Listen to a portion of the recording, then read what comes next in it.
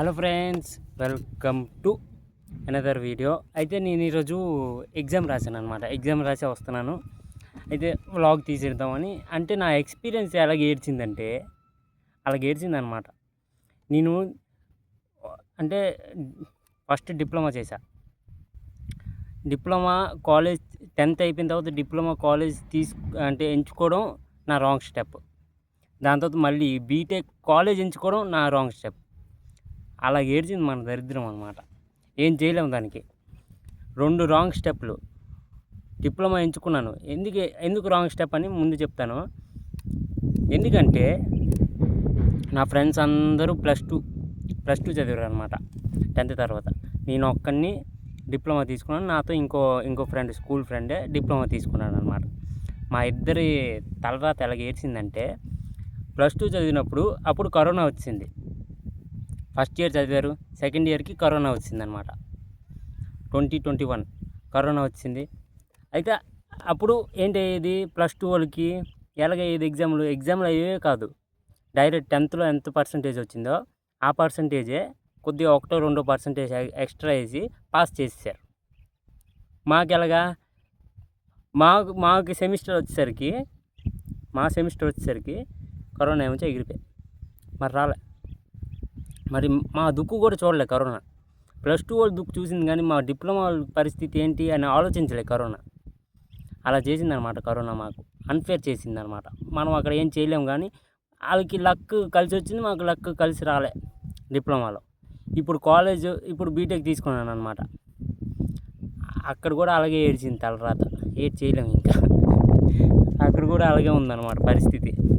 ఆ డిప్లొమా లాగే ఈ బీటెక్ కూడా పరిస్థితి అలాగే ఉంది. మ్యాక్సిమం ఏం చేయలేము ఇంకా. జాయినింగ్ అయిపోయిన తర్వాత మనం ఎంత మొత్తుకున్నా ఏం చేయలేం. నాకు ఒకటి అర్థమైపోయి, మనది బ్యాడ్ లక్ నడుస్తున్నప్పుడు మనం కొద్దిగా ఆగిపోవాలా.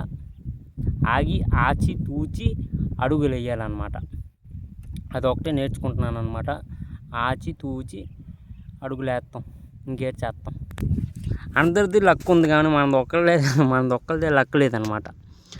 ప్లస్ 2 ఏంటి, డిప్లొమా ఏంటి, నేను ఎంచుకోవడం ఏంటి, కరోనా రావడం ఏంటి, ప్లస్ 2 వాళ్ళు పాస్ అయిపోవడం ఏంటి, మనం ఉండిపోవడం ఏంటి డిప్లొమాలో. మనం దగ్గరికి వచ్చేసరికి ప్రతిదీ ఎగ్జామ్ అవ్వాల్సిందే మనకి. ప్లస్ 2 వాళ్ళకి ఎలాగైంది, వాళ్ళు అసలు ఎగ్జామే రాయలే.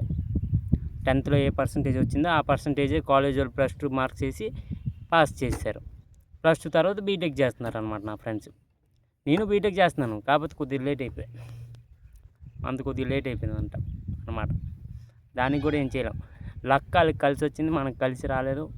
కొడదాం, ఏదో రోజు గట్టి కొడదాం. లక్ మన వైపు తెచ్చుకుందాం. అంటే మనం లక్ తెచ్చుకోవాలన్నమాట. తెచ్చుకోకపోతే అవ్వదు. లక్ మనం తెచ్చుకోవడానికి ట్రై చేద్దాం. ఇంకేటి చేయలేం. ఇప్పుడే డైరెక్ట్ బీటెక్ ఎగ్జామ్ అవుతుందన్నమాట. డైరెక్ట్ ఎగ్జామ్ నుంచే వస్తున్నాను అనమాట.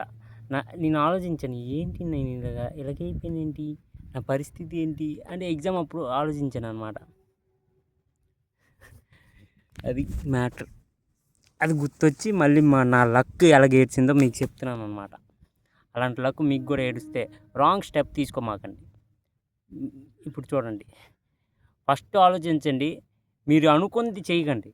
ఇప్పుడు ఒకవేళ మీరు డిప్లొమా అనుకున్నారు, ప్లస్ 2 అనుకున్నారు, 2 పక్కల ఇవ్వండి. ఫస్ట్ ప్లస్ 2 వేయండి.